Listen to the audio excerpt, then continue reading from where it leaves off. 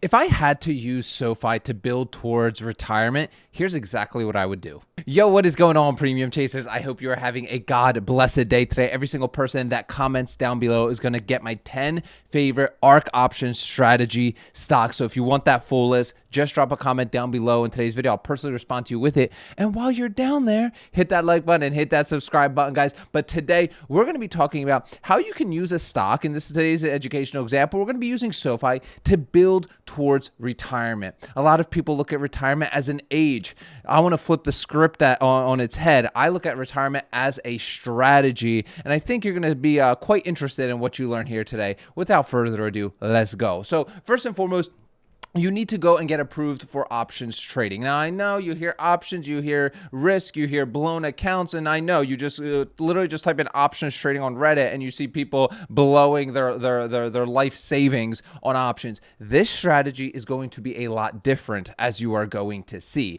We set ourselves up as the house, right? And we let the degenerate gamblers just keep coming into our casinos, throwing poker chips at us, right? Occasionally one or two of them hit it big, but it's all good. We're steady hitting base hits, all right? So first and foremost, go get yourself a brokerage account. It does not matter to me which one you're going to use. We'll talk about that in a little bit here. We're just going to use Robinhood as our example because it's, I think, as a beginner, still probably one of the best routes to go because the interface kind of it gets you comfortable with things. An options chain on Fidelity or Schwab can be a little bit intimidating for beginners, even though I do like those brokerages tremendously more. But with SoFi right here, we can see it's currently trading at $15, okay? Now, let's say, right, let's just assume you want to go buy 100 shares of SoFi, and you do, right? You come over here and you buy 100 shares of SoFi. You're like, yo, I am so bullish on SoFi. I love SoFi. Let's get after it, right? So you go out there and you put $1,500, let's just say $1,500, well, and then you get your 100 shares of SoFi. Cool, now they're just sitting in your account. Okay, that's what most people do. That is what you go up to anybody. Honestly, don't take my word for it. I'm just a random dude on the internet that you click the video of. Listen to me. Don't listen to me. I have no idea what I'm talking about. But go ask a friend or a family member, right? Hey, is that what? And just ask them. Hey, is that what you would do? Right? You just buy and hold your stocks. And 99% of people, 9 out of 10 people, will be like, yeah, I just buy and hold stocks. But let me show you how you could actually buy 100 shares of SoFi or any stock for that matter, and then actually collect rent from those stocks. Now, it's not actually rent, but I like to look at it because it's a good analogy, and analogies are good. I need analogies for my simple brain to understand things, right? And I hope you like that too, right? So I'm going to go to the trade SoFi option section. Again, I'm going to assume you already bought 100 shares of SoFi here, right? Now we got to go put those things to work, right? We got to put our money to work, right? Just buying and holding stocks ain't cutting it, right? So what we're going to do is we're going to click sell a call, right? We're selling a call. And now here's where we choose our expiration date. I'm just going to go 32 days away. Now, what am I saying here? Well, I'm saying that, hey, I'm willing to sell my 100 shares of SoFi on July 25th for a price that I choose and collect a premium upfront from an options buyer. Let me show you because it can kind of sound confusing. Let's say you bought your shares for $15, right? And if SoFi hits, 16 and a half, right? $16.50, right? On July 25th, you collect an extra $45. This $45 is premium given to your account. I'm going to toss this into our covered call calculator. Obviously, these are for educational purposes only. All of these numbers, guys, these premiums are constantly changing in the markets, right? So obviously, nothing here is financial advice, and these numbers will look different. Results vary, but we're collecting $45 up front. That money is given to you up front. Now, if we do one contract, remember, one contract is equal to 100 shares. 100 shares. If you do, 200 or two contracts, you're getting 200 shares, but you're collecting more premium. So this depends how many shares you have, right? And how many you actually want to do this on, right? And we'll talk through the risks and all that stuff here in just a second, right? So we're just going to assume one contract for now, and you own 100 shares at $15, right? So come back to our covered call calculator. Again, all these calculators, everything is free here, guys. Join us inside of our Facebook group. Link will be in the description, and you'll be able to download these calculators for yourself. They're kept simple for a reason, guys. I need strategies that fit into my lifestyle, and this does, all right? I'm not a full-time trader. I'm not an investment guru. I just like to be part of the markets in some way, shape, or form, and I've developed a strategy, essentially over-engineered the wheel strategy for myself. That's it, right? So my purchase strike price, what did I purchase my 100 shares or what's your cost basis, right? We said 15, right? Around market value. Our strike of the option is 16.5, right? That's what we may sell it for in 32 days. We have a premium return, right? That's that money you got up front divided by 1,500, right? That gives us a 3% return, right? Obviously, results will vary. They will vary, right? Based on your risk.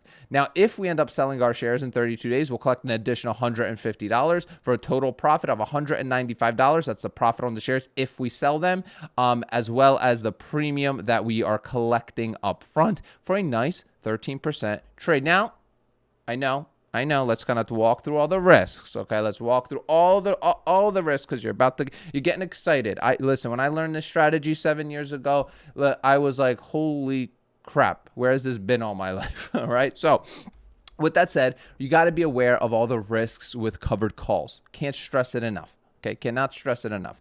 All right. Number one, what's the first thing that can happen here, right? Well, number one is, let's say in 32 days, right, SOFI is trading sideways. It's trading at $15 still. Your contract would expire worthless. Your 100 shares, right, your brokerage collateralizes them. That means they're being held until the expiration. Well, they'd be returned back to you, those 100 shares, to run the play again. All right. The second thing that can happen is, let's say SOFI runs, it's at $20, right? It's trading at $20 on July 25th, right? Well, what do? Well, you're going to have to sell your shares at 16.5. At that point, you're most likely rolling and doing more like a management position aren't going to save you at that point, right? But you have to be comfortable selling your shares. For me personally, this is what I'm about to say is what I do. I treat my option selling portfolio like a business, okay? So that means the point is to turn a profit, to lock in gains, not fictitious gains. Now, I am a huge believer in buy and hold. I think most of your money, 80%, 90% of your money should be in like Vanguard funds, T-bills, high yield savings account, and then any fund money that you have, like extra money, and you want it to be put to work without like starting a side hustle or a second job for yourself. I found honestly selling options to be something that fits my lifestyle and I love doing. I have 3 kids, right? I have businesses, I have work. I do things through my life that I don't want to be a trader. I'm not a trader. That word scares me. Okay. But with that said, those are the 2 biggest risks. You got to be comfortable selling your shares. Me personally, I don't care. I got over that a long time ago. But I know the feeling as a rookie, like let's say in 32 days. So if I was trading at 20 and you just sold your share at 16.5, look, I don't care. I made a great return and a great trade. And guess what? This is the stock market. Opportunities everywhere. FOMO is going to kill you in this game. That's why I love this strategy. Because look, I literally trade one time. I sell this contract, turn off my phone, and move on with my life. All right. I'm not sitting in front of charts all day. I'm not smart enough for all that stuff. Some of you defend me in the comments saying, Pete, you're definitely, look, I'm not. Look, some of these other traders are thousands of times smarter than me with this stuff. But for me, I found this and it works for me. All right. And it fits into my lifestyle and lets me scratch that itch of being active in the markets because I genuinely do like being involved in the stock market. Okay. So with that said, you can optimize things to infinity and beyond with this strategy, okay? So you can do weeklies here, right? So for example, let's say you don't want to do 32 days. You want to go out, let's just say 10 days, right? Well, you can do that. Your premiums will be less. Like look at the 16.5s, you're only collecting $12 here, right? $12 because for an option seller like us, time is our best friend, right? Time is not an options buyer's best friend, right? They're racing the clock. Time is on our side. So I usually like to do 30 to 45 days out because I get a nice premium plus a great strike price. As you see, the 16.5s, I'm only collecting $12, right? It's literally like 4 times less, right? But if you want to be more active, right, as a trade, like active with this stuff, you can be closer here, right? You could do the 15.5s, right? Now, obviously, your appreciation sale, that money, if you end up selling your shares, is going to be negligible, but you're collecting more premium and more so on a weekly basis, okay? So how do we know the best times to sell calls? How do we actually know that? Well, I'm over here on my chart. And I'm just going to go over to our full chart view right here. And what I like to do, guys, when I'm doing this, and let me just make this a little simpler. I like using this one for videos because I feel like a lot of this stuff it looks intimidating, but it's not. Just give it some time. Give it a year. I always say, give this a year. Give this a year. And you're going to see how you literally can manage this kind of stuff in like 15 minutes a week. Like, honestly, like, it's not something that's supposed to hinder your life. Okay. So we could see, right, that this is called the Bollinger Band, right? This overlay that I have here. And if you need to add your indicators, all you have to do is click indicators right here. And you could see I have a few added. I have B bands, right? The Bollinger Bands, with this set to 30. That's the middle, showing us our 30-day moving average. I have 2 moving averages added in, the 2 and 300-day moving averages, and then the RSI. All we care about right now is Bollinger Bands, right? You know, obviously, SOFI is trading decently above its 2 and 300-day moving averages, 200 being 1288 and 300-day moving average being 1093. So we're trading well above that, around that $15 range. You could see we are towards the top of the Bollinger Band. When we are towards the top of the Bollinger Band, if we look historically, right, it hits the top of the Bollinger Band and retracts, right? Hits the bottom of the Bollinger Band, sometimes blows past it and goes back up, comes back down, goes back up, yada, yada, yada. It's all BS. It is. It's all BS, but it helps us decide the best time to sell a covered call to maximize premiums. Okay, to maximize premiums and get a good strike price to potentially sell our shares.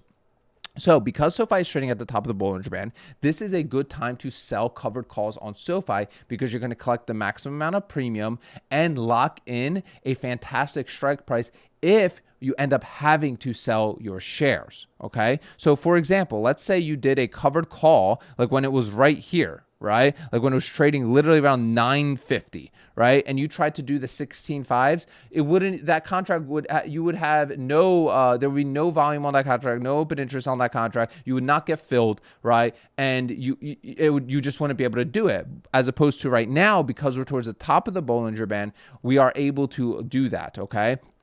So when you're doing covered calls, if you can be patient, waiting till it's toward the top of the Bollinger Band gives you the best amount of premium. Guys, if you want my 10 favorite ARK option strategy stocks, drop a comment down below right now. I'll personally respond to you with it. Also, if you are somebody that wants to really take your option selling to the next level, or you're a beginner that just wants a more hands-on approach, not just with me, but with an amazing group of people doing this day in and day out, plus a bunch of other amazing benefits that go along with Option Seller School, I invite you to click the first link in the description of today's video. It's a short little video. It's going to walk you through what ARK option strategy is, why it's important, and why it fits into our lives. People that like me that are managing my faith, my family, work, business. I'm not staring at charts all day. Even if that stuff worked, I wouldn't do it because it doesn't light me up. And right now I'm in a point in my life where if something doesn't light me up, listen, I'm not going to do it. So if you want to learn more about that, click the first link in the description of today's video, guys. And remember, sell options, collect premiums, repeat. I'll see y'all tomorrow.